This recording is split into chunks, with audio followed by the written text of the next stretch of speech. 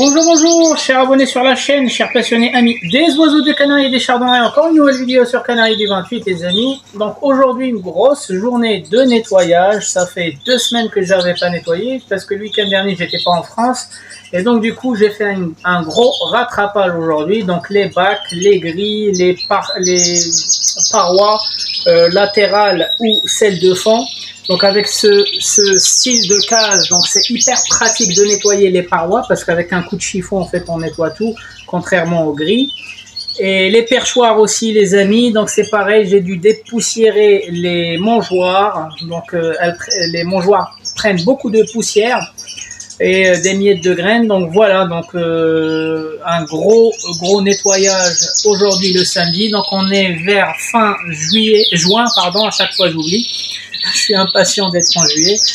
Donc fin de saison pour moi, on va faire un petit tour concernant les Canaries. Je vais vous dire combien j'ai sorti de Canaries cette saison et combien de chardonnerets. Donc les amis, ici en fait c'est la fameuse batterie de 2,40 m, donc avec le sevrage des 2 derniers jeunes. Donc j'ai récupéré toute la ligne.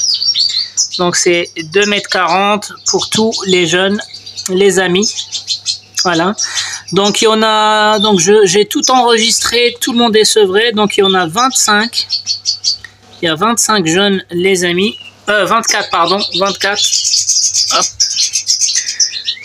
Donc ce matin je leur ai donné des graines, du mélange, de la pâtée, donc la mordide avec la pâtée industrielle, et j'ai commencé il y a 2 jours à les colorer avec le Contax.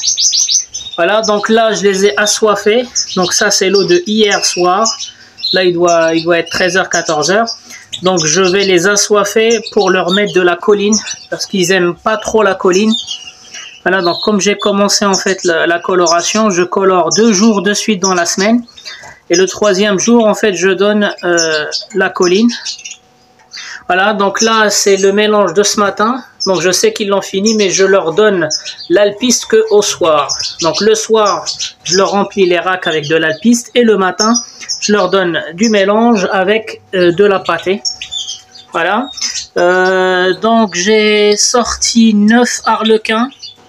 Donc, portugais. Donc, tous ceux que vous voyez un peu foncés, c'est de l'arlequin portugais.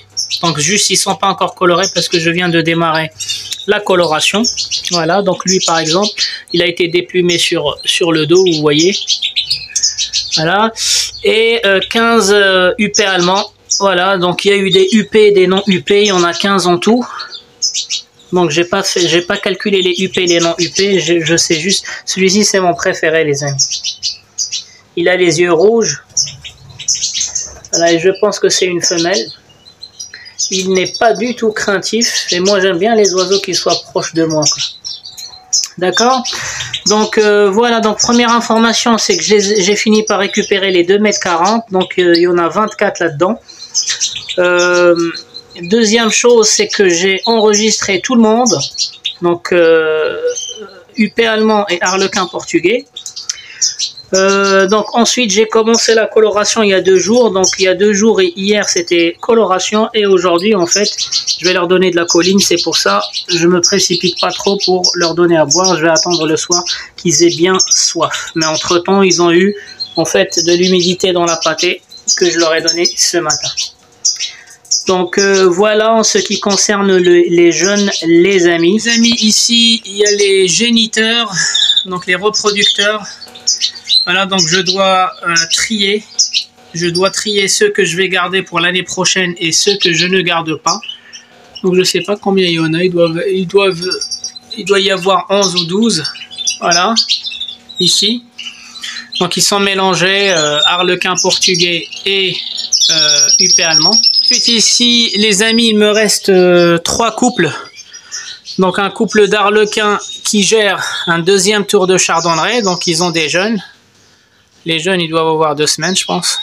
Elle a des satinés.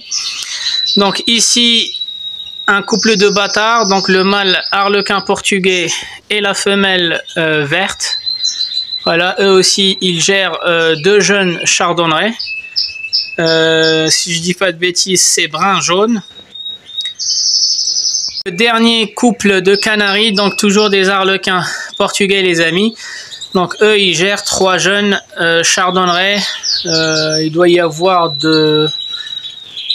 du satiné, si je dis pas de bêtises, du satiné jaune et peut-être un brun pastel, mais je suis pas encore sûr, ils sont encore jeunes, donc je vais attendre. Donc il y a 3 jeunes au panaché, mais il n'y en a aucun qui est panaché là dans le deuxième tour. Donc je n'ai eu qu'un seul panaché, le jaune Fasciato du premier tour.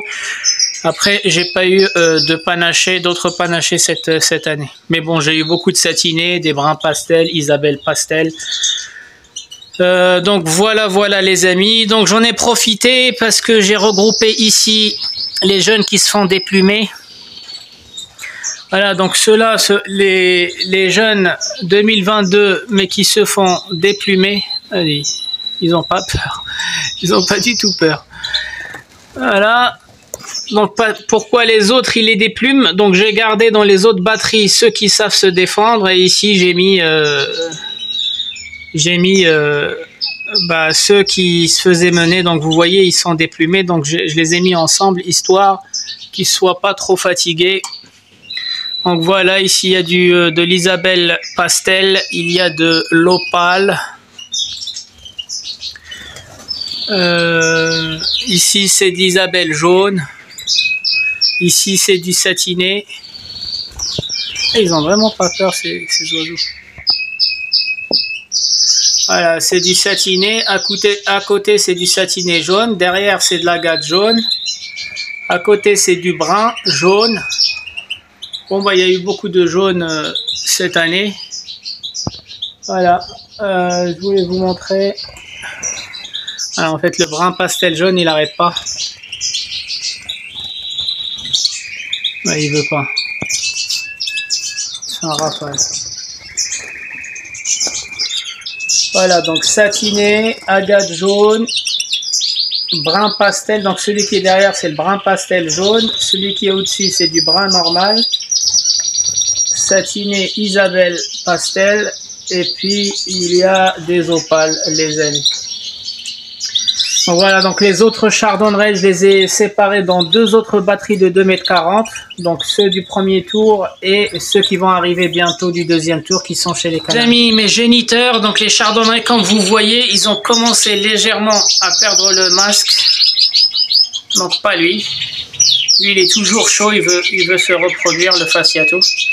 Voilà, donc cette femelle, par exemple, elle a perdu un petit peu de masque. Pareil, la femelle là-bas, la humo, le brun.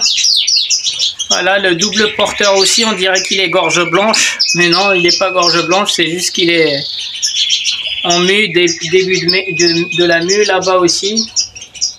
Voilà, donc parmi les géniteurs, il y a juste le panaché qui n'a pas encore démarré sa mue. Et le humo ici, là, qui n'a pas encore démarré sa mue. Sinon, tout le reste, en fait, ils ont commencé leur mue. Aussi, je vous montre l'évolution de l'opale et ses jeunes, donc le deuxième tour. Donc vous voyez, mais j'ai l'impression qu'ils sont beaucoup plus gros que le premier tour. Donc j'ai l'impression qu'ils sont aussi gros que leurs parents, alors qu'ils n'ont même pas un mois. Voilà. Bon, bah ça c'est dû à la longueur de la journée. Donc des jeunes qui vont se nourrir sur 16 heures d'éclairage, c'est pas les mêmes qui se sont nourris en fait sur 14 heures d'éclairage il y a 1 mois et demi, 2 mois. Donc forcément. Donc vous voyez la femelle tête blanche. Je suis désolé. Vous voyez la femelle tête blanche ici. Donc ça c'est une tête blanche porteuse d'opale. Donc juste à la personne qui m'avait dit dans les commentaires, les femelles ne sont pas porteuses. Bon, parlons bien les amis. Donc inutile de démarrer des débats stériles. Je lui conseille juste de regarder les vidéos des 3 mutations, 3 groupes de mutations liées au sexe, récessive et dominante. Et puis elle va comprendre par elle-même que l'opale, le FAO, la tête blanche et l'albino, il existe des femelles porteuses et des mâles porteurs. Voilà, donc celle-ci que vous voyez ici, c'est la fille. Celle-ci, la grosse, la maman, en fait, c'est la fille de l'opale que vous voyez là-bas. Donc elle est porteuse d'opales. Et avec son père, elle m'a donné des opales que vous voyez ici. Et elle m'a donné aussi une fille tête blanche opale que vous voyez à côté. Donc voilà, donc les mutations récessives, elles se travaillent de cette façon-là. Donc il existe bien, chers amis, détrompez-vous, il existe bien des femelles porteuses d'opales, de FAO, d'albino, de perlé et de tête blanche. Et ce groupe-là, on l'appelle les mutations récessives. Voilà, comme cela. Donc ceux-là, c'est des porteurs de FAO. Voilà. Donc lui, il mange tout seul, mais trop tôt, les amis. Donc c'est le seul qui me restait du deuxième tour. Donc sa mère, elle avait des œufs plastiques, donc elle a pendu le premier œuf aujourd'hui. Je l'ai mis à la poubelle, parce que la saison, elle est terminée. Et elle est toute seule, elle n'a pas de mâle. Donc elle est toute seule. J'attends juste que le dernier jeune puisse vraiment être sevré pour le mettre avec les autres. Et puis la maman, je vais la mettre avec les géniteurs. Donc là, pour l'instant, je la garde dans le nid avec des faux œufs plastiques. Et quand elle pond, ça va à la poubelle. Donc ce matin, j'ai récolté un premier œuf qui ne sera pas fécondé. En plus de ça, c'est la fin de la saison. Donc je l'ai mis à la poubelle quand je nettoyais. Et voilà, donc lui, je pense d'ici une bonne semaine, je vais le mettre avec les jeunes qui sont sevrés. Et puis elle, je vais la descendre, comme ça je récupérais pour mes FAO, je récupérais en fait la batterie de 2,50 m. Donc voilà les amis, les 3 FAO, donc la batterie avec les FAO. Donc les 2 mâles, ils m'ont déjà donné chacun de son côté des porteurs cette année. Et puis la femelle, bon bah j'ai loupé une nichée de FAO. Voilà, donc le week-end dernier, jusqu'au week-end dernier, elle avait 3 œufs fécondés. Et puis j'ai fait un aller-retour le week-end. Elle n'était plus dans son nid et les œufs ont pris froid. Donc les jeunes ont arrêté de se développer. Donc j'ai fini par comprendre pourquoi elle s'est levée du nid. Alors que j'avais rien remarqué de bizarre en fait avant mon voyage. En fait, c'est parce qu'il y avait des toiles d'araignées au-dessus de son nid. Et je pense que le soir, les araignées, elles sortaient. Voilà, donc il y avait beaucoup de toiles d'araignées. Ce matin, quand j'ai fait le gros ménage, j'ai retiré beaucoup de toiles d'araignées au-dessus. En fait, là, entre le plafond et la cage, il y avait beaucoup de toiles d'araignées. Et donc je pense que la nuit, les araignées, elles descendaient, elles touchaient en fait le nid qui était quelque part ici. Et je pense que c'est ça qui l'a fait lever du nid et les œufs ils ont pris froid. Donc ce n'est pas grave les amis, je vais les garder précieusement ces 3 FAO. Et puis je vais essayer d'en sélectionner parmi mes porteurs. Voilà pour l'année prochaine. Voilà, donc il faut préparer toujours la saison un an avant. Donc la préparation de la saison 2023 commence aujourd'hui avec la sélection de ce que vous allez garder, avec les porteurs que vous avez déjà travaillé. Comme ça, vous vous donnez plus de chances la saison suivante de faire en fait sortir les jeunes que vous souhaitez, les amis. Amis, voilà un petit suivi de la semaine. Vu que la semaine dernière j'étais pas ici, donc j'ai pas mis de vidéo. Donc voilà, gros nettoyage. J'ai fait l'inventaire des canaris, des jeunes canaris. Je dois aussi trier mes géniteurs canaris pour savoir qu'est-ce que je garde et qu'est-ce que je vais devoir m'en séparer. Et puis pour les chardonnerets, donc maintenant c'est l'étape ultime, donc démarrage de la mue chez les parents, les géniteurs, donc il faut faire attention, et démarrage aussi de la mue juvénile chez les jeunes de 2022.